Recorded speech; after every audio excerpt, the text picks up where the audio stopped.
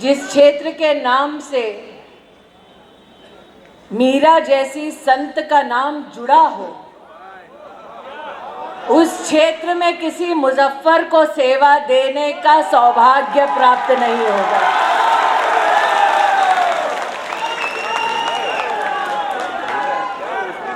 जिस क्षेत्र में हर गली, हर घर, हर मोहल्ले से जय घोष हो प्रभु राम का, उस गली, उस मोहल्ले में मुजफ्फर का तेज कभी दिखाई नहीं देगा। आज माहौल कुछ ऐसा कि शिव भक्त बन गए। आज माहौल कुछ ऐसा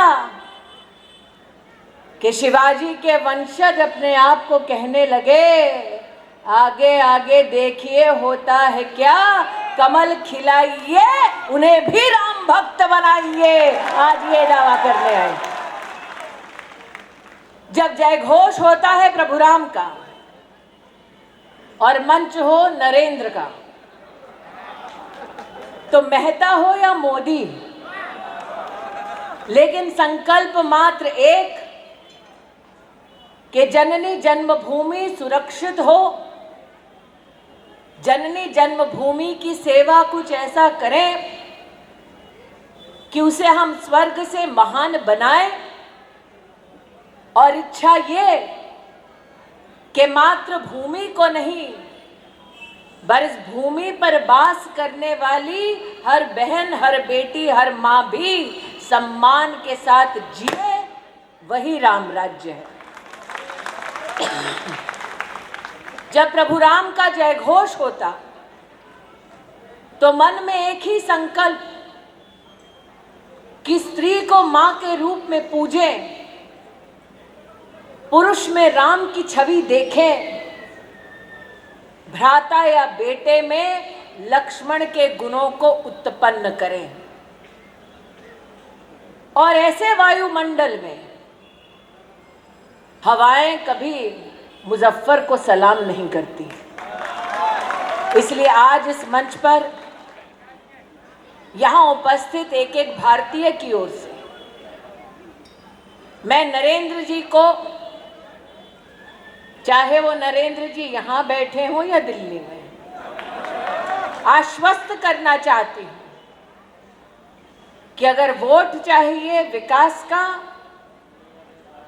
अगर वोट चाहिए अच्छी शिक्षा का, अगर वोट चाहिए सुरक्षा का, और अगर वोट चाहिए आर्थिक सामर्थ्य को बढ़ाने का, तो वो वोट, वो वोटर 20 तारीख को पोलिंग बूथ पर जाएगा और कमल का बटन ही दबाएगा। ये नरेंद्र मेहता जी की उदारता है कि जीत का श्रेय मुझे और हार का दुख अपने तक सीमित रखते हैं। ये मेरा सौभाग्य कि नरेंद्र मेहता जी ने ये कहा कि आज बिगुल बजाने के लिए मुझे लाया गया है। बहनें बिगुल नहीं बजाती। भाई जब युद्ध की भूमि पर पहला कदम रखता है तो उसके ललाट पर विजयश्री का तिलक करती है। तो आज इन सभी बहनों की ओर से विजयश्री का ललाट पर तिलक लगाने आई हूं। अब दुनिया अनोखी है। योद्धा पहले मां से ललाट पर, बहन से ललाट पर तिलक लगाता है, फिर संत के पास जाता है। अब पता चला संत तो खुद आने वाला है। 13 तारीख को आपको बतलाने वाला है। ये बात और है कि उनको बुलडोजर वाला बाबा कहा जाता है, लेकिन जब बहन ने तिलक लगा दिया, बुलडोजर यूपी से चल पड़ा, तब कैसे कोई मुजफ्फर टिक पाएगा। नागरिक पोलिंग बूथ पर जाएगा, कमल का बटन दबाएगा और किसको जिताएगा? हड़ू हड़ू कशाला बोलते हैं? किसको जिताएगा? किसको जिताएगा?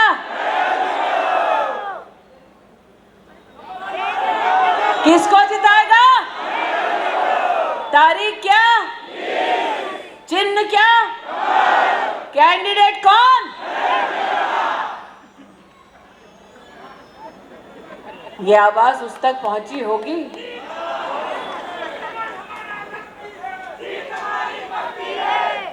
कमल हमारा लक्की है, जीत हमारी। ये कमल लक्की कैसे हुआ बताओ? ये कमल लक्की तब हुआ जब माँ लक्ष्मी इस पर विद्यमान हुई। और वो लक्ष्मी कौन? वो सुमंगला कौन? जो माँ भारती के रूप में हर दिल में बसी है। मुझे इस बात का गौरव है कि आज जब मैं मंच पर आई तो नरेंद्र भाई ने इस बात का उल्लेख किया कि ये सड़क का काम भी भारतीय जनता पार्टी के सहयोग से, करकमलों से हुआ। एक ये सड़क नहीं, मैं आ रही हूँ बोरीवली से वसई, वसई से यहाँ, और वसई से लेकर आपके सभा में मंच पर आने के लिए वाहन का नहीं, ट्रेन का इस्तेमाल किया, लोकल का इस्तेमाल किया। मैंने कहा हम भी ढानू वाले हैं, 25 साल फ्लाइंग रानी में बिता दिए, हम भी देखें अभी लोकल कैसे दिखती है। तो मेरे साथ म्हात्रे जी थे, उन्होंने कहा आता ताई एस्केलेटर आहे आणि लोकल मध्ये एसी पण आहे। मैंने कहा एक मैं हूँ जो कांग्रेस के राज में फ्लाइंग रानी में केटरर की उस वैन में बैठकर, कोका कोला के खाली डब्बे पर बैठकर फ्लाइंग रानी में कटलेट खाते खाते ढाणू जाती थी, और अब शान से भारतीय जनता पार्टी के कार्यकर्ता कहते हैं सड़क चौड़ी हमने की, रेल की व्यवस्था को बेहतर हमने किया, हर व्यक्ति के जीवन में बदलाव, हर व्यक्ति के जीवन को बेहतर करने का काम हमने किया। ये हमारा सौभाग्य है। वो सत्ता के लिए लड़ते हैं, हम सेवा करने के लिए वोट मांगते हैं। वो लड़ते हैं ताकि वो एक नया मुकाम हासिल कर सकें, हम लड़ते हैं ताकि हम आपको विकास के नए शिखर पर पहुंचा सकें। वैसे मुझे आश्चर्य नहीं नरेंद्र भाई कि कांग्रेस ने मुजफ्फर साहब को टिकट दिया है, क्योंकि जितने लोग राष्ट्र के उत्थान में विश्वास रखते हैं, विकास में विश्वास रखते हैं, वो कभी कांग्रेस का टिकट मांग ही नहीं सकते, क्योंकि हिंदू हो, हिंदुत्व हो या हिंदुस्तान हो, जिनकी इन तीनों में आस्था है वो कांग्रेस का दामन कभी नहीं थाम सकते। कांग्रेस दामन थामती है तो किसका? आज इस मंच पर मुझे बड़े सम्मान के साथ वरिष्ठ कार्यकर्ताओं ने, मैंने कहा प्यास लगी है, गला सूखा है, थोड़ा पानी मिलेगा, पीछे खड़े कार्यकर्ता ने भी प्रेम के साथ कहा था घे घे, भाषण चल रहा है दादा का। आज यहाँ पर जितने लोग उपस्थित हैं, किसी को प्यास लगी तो पानी बांटेंगे, किसी को भूख लगी तो रोटी बांटेंगे, ये हमारा संस्कार है कि नहीं है? यहाँ कोई ऐसा है जो मेरी इस बात को मानता नहीं? सब मानते हैं। आप नरेंद्र भाई आश्चर्यचकित होंगे कि आज हिमाचल प्रदेश जहाँ कांग्रेस का राज है, वहाँ एक अनोखा ऑपरेशन हुआ है। हिमाचल प्रदेश में कांग्रेस के राज में व्यवस्था इतनी चरमराई है कि मुख्यमंत्री का सिक्योरिटी गार्ड भूखा था, प्यासा था, किसी ने उसे समोसा दे दिया खाने को तो उसके समोसे पर सीआईडी की रेड लगा दी। मतलब कांग्रेस के नेता जब देश की तिजोरी लूट रहे थे तब सीआईडी का एक्शन नहीं किया, गरीब ने एक समोसा खा लिया उसके ऊपर सीआईडी का रेड किया। मैं आज इस मंच से मुजफ्फर साहब से बड़ी विनम्रता से कहती हूँ, ईडी सीबीआई का डर किसको दिखाते हो? पहले जाओ उस सिक्योरिटी गार्ड को सीआईडी और समोसे से बचाओ।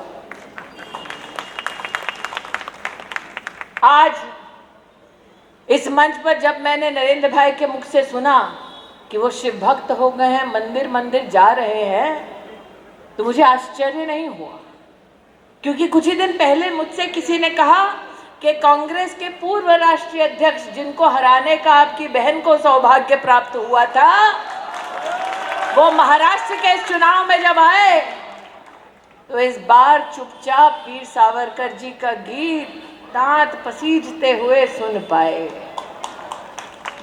इसलिए जब उनका नेता ही डरते डरते अब वीर सावरकर के खिलाफ कुछ नहीं कह पाता, तो क्या मजाल है कि वो छत्रपति शिवाजी महाराज के खिलाफ कुछ बोल जाए। लेकिन मेरा मानना है, आस्था में ढोंग मत करो, विश्वास के साथ ढोंग मत करो, देश के साथ ढोंग मत करो।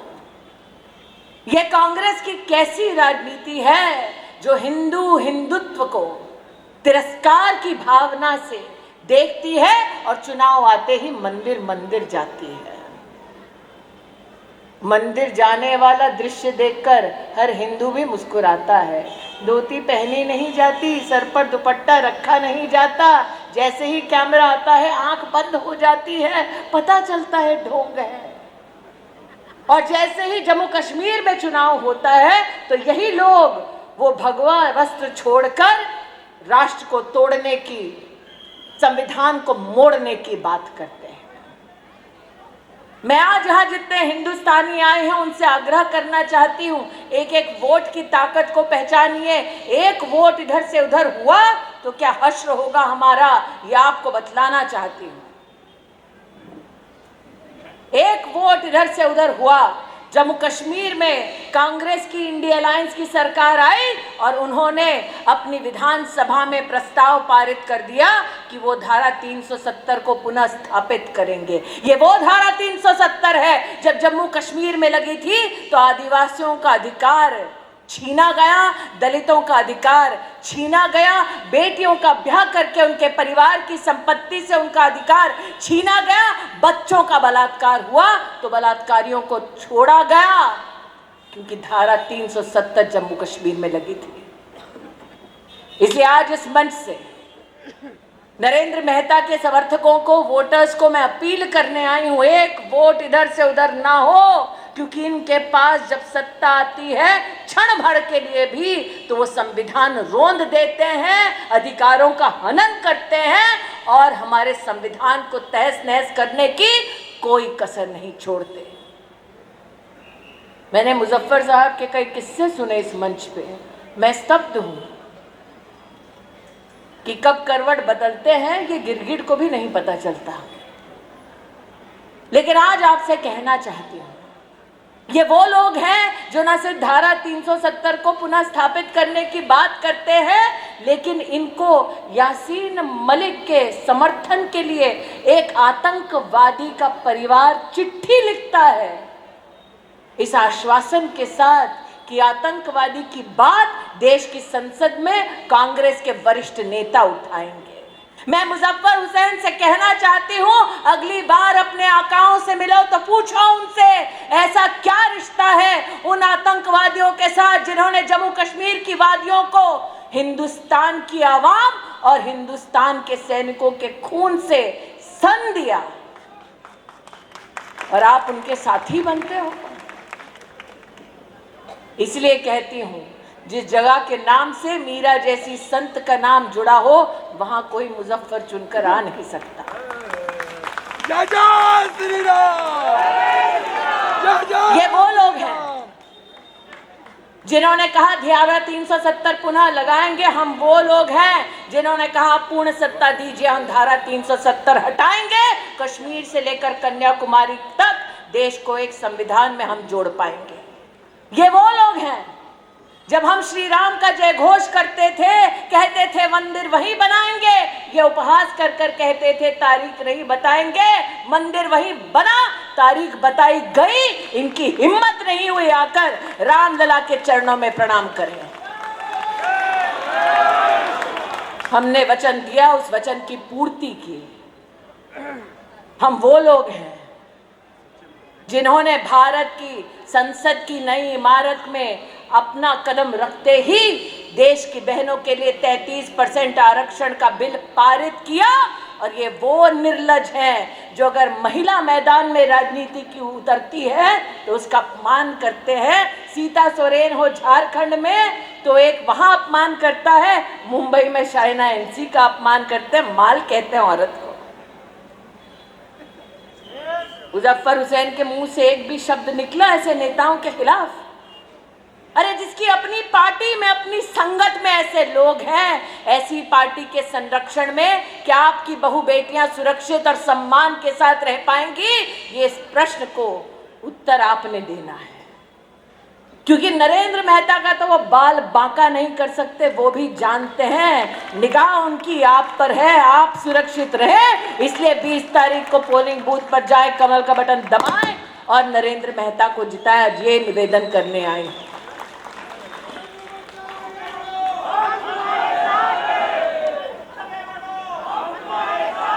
सुना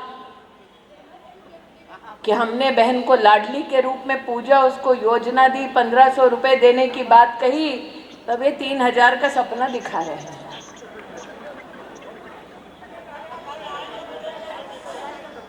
यहाँ दादा कह रहे हैं सत्ता में आएंगे तो देंगे, वहां कह रहे हैं खटाखट खटाखट फटाफट फटाफट। एक बात बताती हूँ, ये खटाखट खटाखट का सपना उन्होंने राजस्थान में दिखाया था, नौजवानों से कहा था बेरोजगार नौजवान को भत्ता देंगे। यहाँ देखो, हम कहते हैं बेरोजगार नौजवान को नौकरी देंगे, वो कहते हैं भत्ता देंगे, ताकि नौजवान हमेशा हाथ फैला के उनके सामने खड़ा रहे। कुछ नौजवानों ने उनकी इस बात पर विश्वास कर लिया। हाल ये हुआ कि खटाखट खटाखट वोट तो दिया, फिर फटाफट फटाफट पता चला 3 लाख नौजवान राजस्थान की सड़कों पर भत्ता ढूंढ रहे थे, लेकिन कांग्रेस का एक नेता नहीं मिला। ये वो लोग हैं जिन्होंने छत्तीसगढ़ में, तेलंगाना में कहा कि हम किसान के सम्मान में खटाखट खटाखट बहुत सारा पैसा देंगे। जैसे ही सत्ता में आए, फटाफट फटाफट इन्होंने अपनी जेब भरी, तिजोरी को बैंकरप्ट किया और किसान मुंह ताकते रहे। हम वो लोग हैं जिन्होंने नरेंद्र मोदी के नेतृत्व में देश में 10 करोड़ किसानों के बैंक के खाते में सालाना 6000 रुपया पिछले 10 साल तक पहुंचाया है। ये वो लोग हैं। और आप तो खुशकिस्मत है, आप तो बिल्डर का एक नाम ले रहे हैं। आपको तो अच्छा लगना चाहिए कि अभी तक जीजा जी उनके नहीं आए, वरना जितना बचा था वो भी। ये वो लोग हैं जो गरीब की जमीन, उनका घर छीनते हैं। हम उस पार्टी से हैं जहां नरेंद्र मोदी 10 साल की अवधि में 4 करोड़ गरीब परिवारों को पक्का मकान बनाकर चाबी उनके घर की लक्ष्मी को देते हैं। हम वो लोग हैं। अरे ये वो लोग हैं जो पाकिस्तान अगर आंख दिखाए तो देश की संसद में चिंता व्यक्त करते हैं। हम वो लोग हैं जो हिंदुस्तान की सेना से कहते हैं कि जाओ पाकिस्तान का आसमान चीरकर मुंह तोड़ जवाब दो। हम वो लोग हैं। कितने लोगों ने दिवाली मनाई? कितनों ने मनाई? हाथ तो उठाओ। किसने बनाई? मनाई ना? दिया जलाया? सोचो जरा, आपने मनाई ना दिवाली, दिया जलाए ना? सोचो, मेरे भगवान ने 500 साल इंतजार किया कि अयोध्या में एक मंदिर में एक दीप कोई राम भक्त जलाकर जाए और दिवाली मनाए। हम वो लोग हैं जिन्होंने भारत की तिजोरी से नहीं, राम भक्तों का रुपया रुपया जोड़कर एक भव्य राम मंदिर का निर्माण होते अपनी आंखों के सामने देखा। सत्ता थी फिर भी सुप्रीम कोर्ट की अवहेलना नहीं की, इंतजार किया। हमारे धर्म ने 500 साल धैर्य दिखाया ताकि इंसाफ हो सके। अरे मुजफ्फर जी, हम धैर्यशील हैं, हम धैर्यवान हैं, लेकिन अगर चुनौती दो तो शूरवीरों का खून भी हम में दौड़ता है। आज शौर्य इसमें है कि आज जितने लोग आज उद्बोधन सुनने के लिए उपस्थित हैं, आज शौर्य का प्रतीक ये है कि यहाँ जितने लोग कुछ दिन बाद योगी जी को सुनने आएंगे, सौगंध आपको दिलवाती हूँ, मात्र भाषण सुन के मत जाना।